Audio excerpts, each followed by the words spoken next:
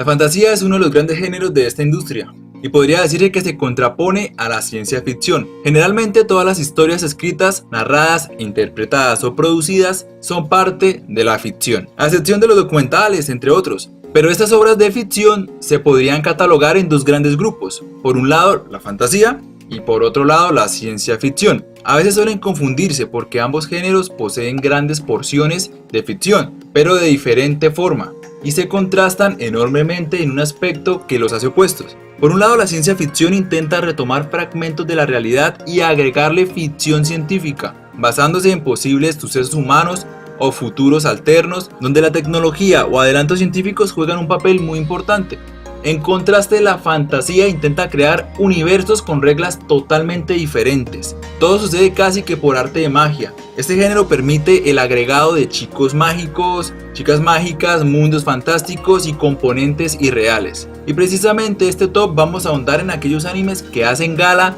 de un mundo donde ponen sus propias reglas y donde generalmente los protagonistas tienen algún poder especial, siendo capaces de romper con la realidad creando sus propias versiones. Primero empecemos con algo más ambiguo, y me refiero a Space Adventure Cobra. De primera se puede catalogar como un anime de ciencia ficción, pero hay capítulos que te hablan perfectamente de inserciones de espacio-tiempo y argumentos científicos muy elaborados, y de repente agregan un genio o un mago haciendo magia ridícula mientras te distraen con una espectacular silueta femenina. El perfecto anime para destacar la fantástica ciencia ficción que se puede proponer en algunas obras, que resulta ser más de entretenimiento. Cobra básicamente mezcla la fórmula de ciencia ficción y fantasía para distraer, para ofrecer un anime de entretenimiento sin mayores pretensiones, solo con el ánimo de divertir, siendo increíblemente eficaz. Pero Cobra puede llegar a ser romántico, envolvente, misterioso, melancólico y por momentos muy profundo, una mezcla de cóctel exquisito.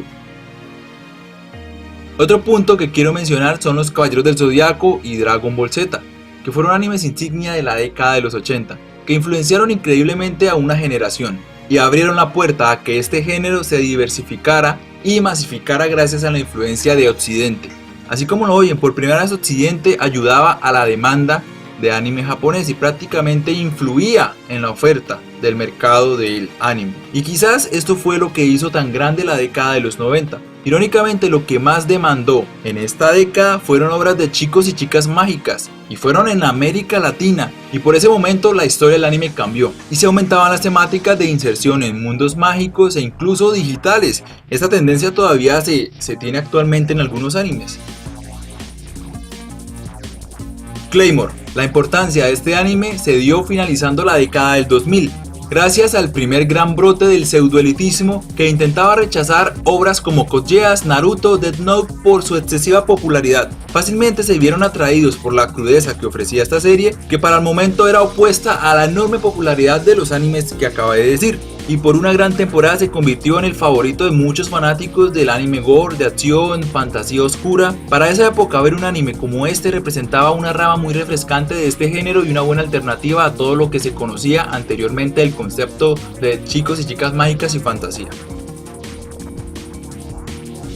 La visión de Scaflowne fue un anime que impactó los 90, ya que retomaba la costumbre de inserción en mundos mágicos, e hizo aún más popular la tendencia a mediados de esta década, utilizando mechas pero enfocadas hacia un mundo fantástico que parecía ciencia ficción, pero no lo era. Sabía cómo incluir romance, personajes vistosos, una historia muy atractiva y visualmente llamativa, aunque por momentos también llegaba a ser impactante. Asimismo, lo extraño que resultaba el diseño visual de los personajes, algo estéticamente no muy bien tomado, representando uno de los años más importantes de la década de los 90. Y quizás el primer isekai más famoso y popular a nivel mundial. Una propuesta tan diferente, innovadora y al mismo tiempo irreverente. El efecto en Latinoamérica fue muy parecido a lo inesperado de la acogida de Evangelion. Precisamente en estos años el anime parecía una zona desconocida, donde en cualquier momento podría emerger una obra errática genial y muy inverosímil, algo difícil de procesar.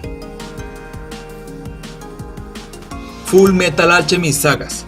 Esta obra fue increíblemente importante porque utiliza una cáscara casi como una falacia que te confunde pero al mismo tiempo te atrae. como una fórmula tan impecable que no te das cuenta de que Fullmetal Alchemist es un anime de magia común, entre comillas, almidonada con una pseudociencia de la alquimia, porque la alquimia era una pseudociencia para darle un aire más de seriedad, pero realmente es un anime fantástico de magia, de poderes mágicos, de transmutación mágica, etc. Y aún más en el entorno del desarrollo, puesto que daba la sensación casi como una versión steampunk. Incluso le ponía más valor gracias a las historias de vida de los personajes, la filosofía que manejaban, la animación, las bandas sonoras, las escenas, la acción, dando la impresión de ser un anime increíblemente completo. Quizás sea el perfecto ejemplo de un anime de fantasía de ciencia ficción simulada, más ambicioso, estructurado y bien logrado que se haya creado, aunque lamentablemente los fuertes de la primera versión se convirtieron en debilidad de la segunda versión y viceversa. Un anime que estuvo a punto de llegar a la perfección, pero incluso en estos momentos todavía uno se pregunta ¿qué le hizo falta? Lo más probable es que si hubiesen cuajado un gran final, un final apoteósico, hubiese estado en la cúspide de la animación mundial.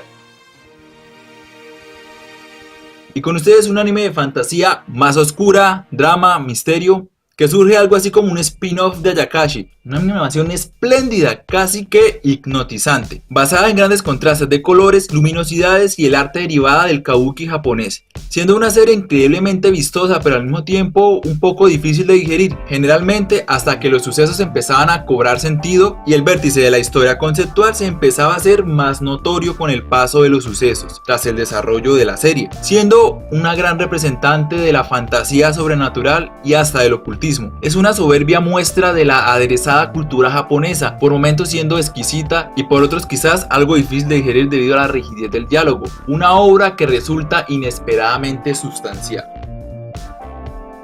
Continuando con la fantasía sobrenatural, pero en esta ocasión sin ser tan sobrecargado. Una serie con estilo tan ligero y una narrativa tan adecuada que aprovechaban la ligereza de su esencia para ir aumentando hasta convertirse por momentos en una mezcla de emociones y sensaciones muy sublime, contrastando perfectamente lo real, lo remoto, lo aislado, la belleza, la naturaleza, la riqueza cultural del país del sol naciente, en paralelo agregando historias de vida, personajes increíbles, robustos y envolventes que pareciera mentiras que se trataba de una serie autoconclusiva. Una fórmula tan brillante, envolvente, relajante que por momentos casi que de sorpresa te hacía estremecer, capaz de pasar de lo natural y lo orgánico a una revolución y una robustez emocional invaluable. Indudablemente una joya maravillosa, no solo de la animación sino de la cultura y folclore japonés, donde le dan una coherencia tan impactante que incluso se puede equiparar a la misma realidad. Sledger Net. Siguiendo por la línea de aquellos animes que eran capaces de crear sus propias reglas que contrastaban con la realidad, llegamos a la cúspide de una de las sagas más importantes de la historia y quizás de las novelas ligeras más largas y prolíferas de la cultura japonesa. Me refiero a Sledger Net, que fue capaz de crear no solamente unas reglas de un mundo sino de un multiverso increíblemente robusto, tan amplio y tan grande que sirvió de spin-off para sí mismo e incluso para otros universos alternos que se basaban en ciencia ficción pura. Pero en medio de la efusividad y el eclecticismo de los 90 se recreó como una historia de humor increíblemente bueno, con unos picos de acción inesperados, llamativos, una gran gama de personajes para enmarcar y como cereza en el pastel, batallas y desenlaces increíblemente épicos, capaz de encarnar la máxima representación de la perfección y el poder de las deidades de seres existentes en dimensiones inalcanzables, con conceptos robustos y coherentes que incluso los seres más poderosos se mantenían al margen de los conflictos humanos, manipulando a los protagonistas, haciendo la historia muy divertida y brillante, popularizando el concepto de que los protagonistas eran simples marionetas que aquellas potestades controlaban, no solamente a ellos sino a todo el universo, pero de forma brillante e inesperada cambiaban este destino y no precisamente por voluntades humanas, donde de forma inesperada y brillante los personajes contaban una versión de humor negro en la cual los protagonistas eran conscientes de sus limitaciones y no vivían sacando power-ups estúpidos a cada rato, en un inusual marco de antihéroes y villanos. Hunter x Hunter 2011. Retomando las clásicas de héroes, chicos y chicas mágicas que salvaban el día en un entorno de acción, aventura, fantasía que generalmente eran animes shonen, es indispensable hablar de Hunter x Hunter, siendo la cúspide de los animes de acción, de peleas, poderes, fantasías, donde el autor ya la había roto con Yu Yu Hakusho. Esta vez llegaría con un anime aún más increíble y robusto, con una capacidad para dar giros y reconstruir la historia, agregando un set de personajes y arcos totalmente diferentes, Básicamente, este es el mejor anime de fantasía, de acción, pelea, entretenimiento de todos los tiempos, dejando atrás iconos como Saint Seiya, Dragon Ball, Naruto, One Piece y cualquier otro tipo de anime de entretenimiento, de acción y aventura que en unas épocas fueron los más grandes clásicos de la infancia. Esta obra está llena de tantos conceptos y de personajes tan bien estereotipados que pueden llegar a ser muy adictivos, sorprendentes, inesperados, y aún más inesperado sería que la saga de los 90 se haya adaptado tan bien en la saga de Hunter x Hunter 2011, repitiendo su incansable fórmula de pasar a ser un anime de simple entretenimiento y fanservice que por momento se convierte en una historia increíblemente épica, llena de sensaciones y de mucho hype. Este anime jamás va a ser perfecto, van a haber algunas incoherencias y muchos desniveles, es lógico al ser un anime de entretenimiento, pero lo ilógico es que llegase a ser tan increíblemente coherente, meticuloso y apoteósico, convirtiéndose, repito una vez más,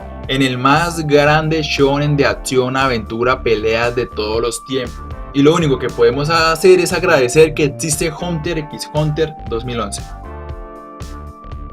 Berserk fue increíblemente apropiado en la época en la que se estrenó. Básicamente porque Slayers terminaba de abrir la puerta a los animes fantásticos de la década de los 90 y Berserk llegó a cambiar la fórmula de una manera radical, creando un mundo más oscuro y al igual que Slayernet, los protagonistas no podían cambiar su destino, estaban manejados por la mano divina, pero a diferencia de este, con un arte muy sombrío, oscuro, tosco, crudo, sobrecargado de un valor emocional ligado a la historia, para luego crear una rivalidad desgarradora que tenía origen en un vértice de destrucción que envolvía a los protagonistas de una forma directa, siendo al mismo tiempo casi como una tesis de cómo crear una arraigada rivalidad muy justificada, irónicamente como una precuela de la historia, donde la precuela resulta ser lo más impactante de todo el resto de la saga. Precisamente la Edad Dorada, que se adaptó al anime en la década de los 90, se ha mantenido inmortalizada como el más grande clásico de fantasía oscura de la animación japonesa. ¿Y qué clase de anime fantástico podría estar por encima de Berserk? Paradójicamente teníamos que regresar a uno de esos animes que tiene pinta de ser ciencia ficción post-apocalíptica, pero de forma irreverente y errática crean un nuevo comienzo y un nuevo mundo con rasgos tan fantásticos y geniales que parece mentiras, que de una idea tan genial sea recreada casi que del realismo tan propio de la ciencia ficción a un mundo más fantástico, pero al mismo tiempo real, maravilloso, asombroso, misterioso y escalofriante, casi como la fórmula de Hora de Aventura, pero en un anime enfocado hacia un público no infantil, hacia un público serio, de un impecable arte visual, de una forma magistral de abordar temáticas y problemáticas sociales tan natural y coherente que simplemente es una serie meticulosa, estructurada, con reglas tan lógicas pero al mismo tiempo fantásticas, con un mundo tan bien desarrollado y estructurado que era maravilloso ir descubriendo a medida que se desarrollaba la historia, mientras que los misterios se revelaban de forma brillante, proponían alternativas inspiradoras a las eternas problemáticas de la humanidad sin pretender ser un anime filosófico o tan de culto, todo de forma muy ligera, que por momentos podía pasar de lo fantástico a lo crudo, cruel, despiadado e inesperado, que fácilmente podía ser considerado no solo el mejor anime fantástico de la historia, sino el mejor anime de demografía yosei jamás creado. Claro, este anime tampoco es perfecto, pero al fin y al cabo la perfección es solo fantasía.